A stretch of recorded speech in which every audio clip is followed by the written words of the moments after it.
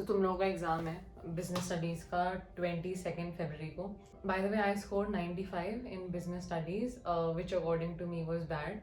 आई think मैं जब भी कोई वीडियो बनाती हूँ तो the first thing which I say is that the marks were bad.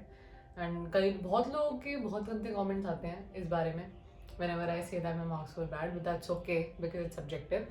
तुम्हारा 22 को पेपर है तो मैं अपना फालतू का ज्ञान देने आई हूँ बस कि whatever tips and tricks I used which helped me score 95 or whatever I did during those 3 or 4 days of revision and how to basically present your answer in the paper. I think that is one of the most important things when you are giving any examination. So let's begin with this video. मैंने लिखा हुआ है कुछ कुछ. I am prepared by the way guys. लिखा हुआ है मैंने मुझे क्या क्या बात करनी है. So the first thing which I want to talk about is paper presentation which is so important क्योंकि अब वो पूरा साल निकल चुका है. जब तुम्हें पढ़ना था तुमने नहीं पढ़ा जो भी है. So now it's time to present whatever you have learned in the past 1 year और द लास्ट 4 or 5 days.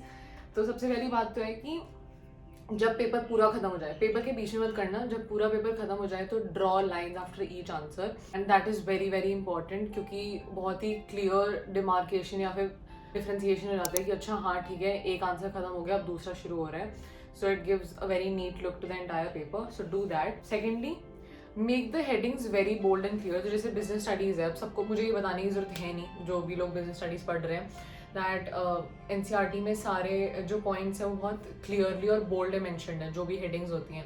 तो मेक श्योर जो भी आप हेडिंग्स लिख रहे हो, जब भी आप अपना आंसर लिख रहे हो तो वो बहुत ही बोल्ड और क्लियर होनी चाहिए.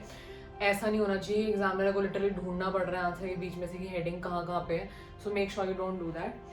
बहुत सारे क्वेश्चन मुझे पता है ऐसे होते हैं जिसमें वो बोलते हैं कि कोई एक चीज़ आइडेंटिफाई करो या फिर बताओ कि अकॉर्डिंग टू ये सही है या नहीं है. 5-6 साल पहले तक सिर्फ ऐसे क्वेश्चन आते थे कि हाँ ठीक है प्लानिंग्स के फीचर बता दो, प्लानिंग की इंपॉर्टेंस बता दो. But now they want to ask your opinion in a way. So in that question only, जैसे for example types of plans हो गए तो अगर वो 3 मार्क्स का क्वेश्चन आया तो वो सबसे पहले पूछते हैं, 2-3 स्टेटमेंट्स दे देंगे, बोलेंगे identify the type of plan and then explain more about it. तो सबसे पहली बात तो ये है कि when you are clear about the answer सबसे पहली लाइन में अपना आंसर दे दो. जैसे for example types of plan में स्ट्रैटेजीज है आंसर, तो सबसे पहली लाइन में मेंशन कर दो कि हाँ the type of plan given in the above passage is strategy. We examiner is looking for the answer. तो तुम उनको घुमा फिरा नहीं सकते कि हाँ अब 5वीं लाइन में आंसर ढूंढ लो, अब 10वीं लाइन में आंसर ढूंढ लो. So make sure that if you are very clear about the answer then you write it in the first line. मेरे साथ वैसे हुआ नहीं ऐसा कि मतलब मुझसे आइडेंटिफाई नहीं हो पा रहा था. But I think for all those people जिनसे आंसर आइडेंटिफाई नहीं हो पा रहा है तो थोड़ा सा घुमा फिरा दो. मतलब जैसे शुरू के 4-5 लाइन में प्लानिंग के बारे में ही लिख दिया, इंपॉर्टेंस फीचर्स क्या होते हैं, टाइप्स ऑफ प्लान जितने भी याद है वो लिख दिए, ताकि ऐसा ना हो कि तुमने पहली लाइन में ही गलत आंसर लिख दिया तो पूरा आंसर ही कट गया. तो ऐसा मत करना. Just right a little about planning, जो भी ब्रॉड वाला जो कॉन्सेप्ट है, ब्रॉड जो टॉपिक, अगर जैसे प्लानिंग के अंदर के टाइप्स पूछे हैं तो प्लानिंग के बारे में लिख दिया and then talk more about it. Then don't write your answer in the first line if you are not sure about it, क्योंकि वरना हो सकता है कि अगर एग्जामिनर को लगे कि अच्छा ये तो पहली लाइन में गलत लिख दिया तो वो पूरा ही क्रॉस मार दे. तो ऐसा कर देना कि 3 में से एटलीस्ट 1 नंबर तो मिल ही जाए. ऑल्सो मैंने इससे पहले फिजिकल एजुकेशन की वीडियो बनाई थी जिसमें मैंने बोला है कि प्रॉब्ली हर क्वेश्चन में जाके फ्लो चार्ट और डायग्राम बना दो. But with business studies paper presentation is very important and वो तो हर पेपर में इंपॉर्टेंट है anyway. So my advice would be to make flow charts wherever necessary. अब हर जगह फ्लो चार्ट्स मत बनाने लग जाना. जैसे फॉर एग्जांपल मुझे याद है अथॉरिटी, रिस्पॉन्सिबिलिटी, अकाउंटेबिलिटी, तो ये किसी चीज़ के एलिमेंट्स होते थे. आई थिंक डेलीगेशन के एलिमेंट्स होते हैं. प्लीज़ अगर मैं गलत बोल रही हूँ I am very very sorry. Last time की वीडियो में काफ़ी कमेंट्स आए थे कि या दिख रहा है कि लास्ट के 2 दिन में पढ़ा है. जैसे एक ब्रॉड कॉन्सेप्ट है और उसके 3 एलिमेंट्स हैं, अथॉरिटी, रिस्पॉन्सिबिलिटी, अकाउंटेबिलिटी. तो वो उसमें तुम ऐसे छोटा सा डायग्राम बना सकते हो साइड में कि हाँ डेलीगेशन और उसके बाद फिर 3 एरोज और फिर accountability, authority and responsibility. So I think this concept of making flow chart और diagram helps the examiner to know कि हाँ इस बच्चे को आता है. तो मेक द फ्लो चार्ट और diagram wherever necessary. Don't try to incorporate it everywhere क्योंकि वो फिर ऐसा लगता है कि हाँ बस ड्राइंग ही बनाया जा रहा है. अच्छा अब इस चीज़ पे आते हैं कि लास्ट के 3-4 दिन में क्या करना है. तो लास्ट के 3-4 दिन में माई एडवाइस वुड बी, जैसे अगर किसी का फिजिकल एजुकेशन का पेपर था नहीं था जो भी है, मैं अज्यूम कर रही हूँ कि तुम्हें 3-4 दिन मिल रहे हैं बिजनेस स्टडीज़ के लिए. So learn the headings by heart. I can not emphasise this enough, क्योंकि मेरे मोस्टली मार्क्स इस चीज़ में कटते थे कि मुझे हेडिंग्स अच्छे से याद नहीं होती थी. And it is so so so important, क्योंकि बिजनेस स्टडीज़ में तुम्हारे जितने भी MCQ, आई थिंक 18 MCQs होते हैं, उसके अलावा पूरे पेपर में तुम्हें ऑलमोस्ट हर क्वेश्चन में हेडिंग्स लिखनी है. तुम्हें कुछ भी एक्सप्लेन करना है, अगर तुम्हारे explain the importance of controlling है तो भी तुम्हें हेडिंग्स लिखनी है. फीचर्स ऑफ प्लानिंग है उसमें तुम्हें हेडिंग्स लिखनी है. तो you can not avoid that. And my advice would B कि प्लीज़ प्लीज़ प्लीज़ अब लास्ट के 3-4 दिन में सिर्फ NCERT से पढ़ना और कहीं से भी मत पढ़ना, बिकॉज द आंसर की which they make of the board paper वो NCERT से ही बनती है. सो अगर अभी तक पढ़ी भी है कोई एक्स्ट्रा बुक, प्लीज़ अब NCERT को ही रेफर करना. मतलब मैंने तो कभी कोई दूसरी बुक रेफर भी नहीं किया apart from NCERT in the whole 1 year. So please do not refer to any other book. NCERT से ही सारी हेडिंग्स याद करो. एंड हेडिंग्स तो रट हो जानी चाहिए. मतलब अगर कोई तुमसे रात के 12 बजे उठा के ही पूछे ना कि प्लानिंग्स की फीचर बता दो, तुम्हें दिल से याद होने चाहिए. सो लास्ट के 3-4 दिन में तो यही करो. और जब हेडिंग्स याद कर रहे हो तो ट्राई करो कि उसके जो नीचे गिवन है पैराग्राफ, छोटा सा ही पैराग्राफ होता है यूजुअली, वो भी पढ़ लो. क्योंकि मुझे याद है बहुत बार ऐसा पेपर में होता है कि NCERT की लिटरली बुक की लाइन उठा के दे देते हैं और बोलते हैं कि आइडेंटिफाई. जैसे फॉर एग्जाम्पल कोई फीचर है प्लानिंग का, जैसे परवेसिव है, ठीक है, दैट प्लानिंग इज परवेसिव, तो जो पैराग्राफ में लिखा है ना वही लाइन दे देंगे और बोलेंगे identify the feature of planning and right any 2 more features of planning apart from this one. तो अगर तुम वो आइडेंटिफाई नहीं कर पाओगे तो 1 नंबर वहां पे गया. और उसके बाद फिर अगर एनी 2 more फीचर्स बोले एक्सेप्ट द प्रीवियस वन, तो वो भी तुम्हें खुद लिखना पड़ेगा. सो इट्स वेरी इंपॉर्टेंट कि तुम्हें कंटेंट पता हो कि NCERT में उसके नीचे क्या लिखा है.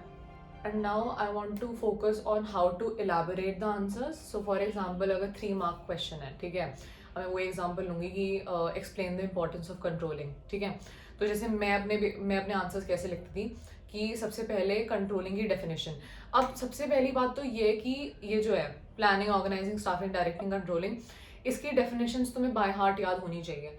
मतलब मैं ये नहीं बोल रही कि वो जो कोट करके जो लाइन्स बुक में गिवन थी वो याद हो, बट क्योंकि ना हर प्रोसेस की कम से कम 4 या 5 डेफिनेशंस गिवन है, तो उसमें से ट्राई कर लो कि कोई भी एक छोटी सी डेफिनेशन उठा लो और वो याद कर लो. बिकॉज बड़ा अच्छा इंप्रेशन पड़ता है एग्जामिनर के ऊपर कि हाँ इस बच्चे को तो डेफिनेशंस तक भी याद है. और अगर किसी को कोटेड वाली डेफिनेशन याद है, वाओ भाई, ग्रेट, अमेजिंग फॉर यू, क्योंकि it leaves a very good impression कि भाई गिवन बाय दिस पर्सन और वो कोर्ट में तुमने पूरी डेफिनेशन लिख दी. बट अगेन अगर आप कोर्ट में लिख रहे हो तो it should be correct, like not even a single word should be wrong और रॉन्गफुली अरेंज्ड. तो make sure you do that. And मेरी अप्रोच ये होती थी कि सबसे पहले मैं लिखती थी कंट्रोलिंग की डेफिनेशन और उसको मैं थोड़ा और 2-3 लाइन में इलाबोरेट कर देती थी. जैसे लाइक फॉर एग्जांपल मैंने कंट्रोलिंग का पूछा तो मैंने 4 लाइनों में सबसे पहली 2 लाइन में डेफिनेशन लिख दी और इसके बाद 2 लाइनों में और थोड़ा और समझा दिया. Then if they ask the importance of controlling, तो मेरे साथ हमेशा ही होता था कि अगर 3 मार्क्स का है तो मुझे यूजुअली 4 या 5 पॉइंट याद होते ही होते थे. क्योंकि ऑब्वियसली ऐसा तो है नहीं कि बुक में अगर 6 पॉइंट गिवन है तुम ये सोच के जाओगी हाँ इसका 3 नंबर का ही आएगा तो मैं बस 3 ही याद करूँ, तो तुम यूजुअली सारे याद कर लेते हो. तो मैं ये नहीं कह रही हर क्वेश्चन में, बट मुझे याद है कि मैंने जैसे अगर 3 मार्कर में अगर 4-5 क्वेश्चन है, जितने भी है मुझे नहीं पता, don't get me wrong over there, तो 4-5 क्वेश्चन अगर गिवन है तो मैं ट्राई करती थी कि मैं 2 या 3 में एक एक्स्ट्रा पॉइंट डाल दूँ. तो जैसे अगर 3 मार्कर है तो मैं ट्राई करती थी मैं 4 पॉइंट्स लिख दूँ, क्योंकि फिर एग्जामिनर को लगता है कि हाँ इस बच्चे को तो एनीवे थोड़ा और ज़्यादा आता है, तो वो भी एक अच्छा इंप्रेशन लीव करता है. It feels like all I am trying to do is leave a good impression on the examiner, but that's okay.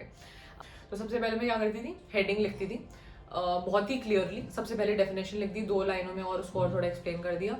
फिर उसके बाद जब हेडिंग्स लिखती थी तो 1 सर्कल और उसके बाद पूरी heading, make it very bold and clear. And जब पेपर खत्म हो जाए तब अगर हेडिंग्स लगता है कि हाँ बिल्कुल श्योर है ये तो बिल्कुल गलत नहीं हो सकती, अंडरलाइन भी कर दो उसको, लुक्स वेरी क्लियर.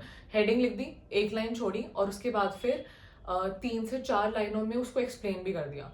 तो मतलब तुम लगा लो कि मेरा 3 मार्कर में मेरा 1 पेज तो डेफिनेटली भर ही जाता था और उसके अलावा सेकेंड पेज के भी 6-7 लाइनें भर जाती थी. तो लगा लो 1.5 पेजेस अप्रॉक्सीमेटली. एंड 6 मार्कर्स में भी यार बहुत अच्छे से एक्सप्लेन करो. ज़्यादा कोई इतना ध्यान से पढ़ता नहीं है because they any way have a lot of copies, but make sure that you don't mess up with the headings because it's so important. Headings सब लोग ही पढ़ेंगे, सो हेडिंग्स बिल्कुल बाय हार्ट याद होनी चाहिए. And the hand writing should be good. Like मेरी hand writing ऐसी कोई बहुत अच्छी नहीं है, people have really good hand writing, but मेरी एटलीस्ट इतनी थी कि वो लेजिबल थी कि अगर कोई पढ़ रहा था तो उसको समझ में आ जाता था. हाँ, वन मोर थिंग इज कि मेरा ए और ई सेम लगता है, बट दे दिया मैंने पेपर. बिजनेस स्टडीज़ का एग्ज़ाम हमारे टाइम इजी आया था और तुम्हारे टाइम भी आएगा ही होपफुली. जब मैंने फिजिकल एजुकेशन की वीडियो डाली थी तो मैंने मोस्टली सबके डाउट आंसर कर दिए थे कमेंट सेक्शन में. So make sure that if you have any doubts leave it in the comment section. I will try to answer all of them. कभी कभार बहुत रेपिटेटिव डाउट्स हो जाते हैं तो मैं एक दो छोड़ देती हूँ, but I would try to reply to all. And yeah, that's it. I hope you do amazing in your examination, which I know that you will, because it's business studies. Don't take a lot of stress. खाओ पियो मजे करो और पढ़ भी लेना. Okay. Bye bye.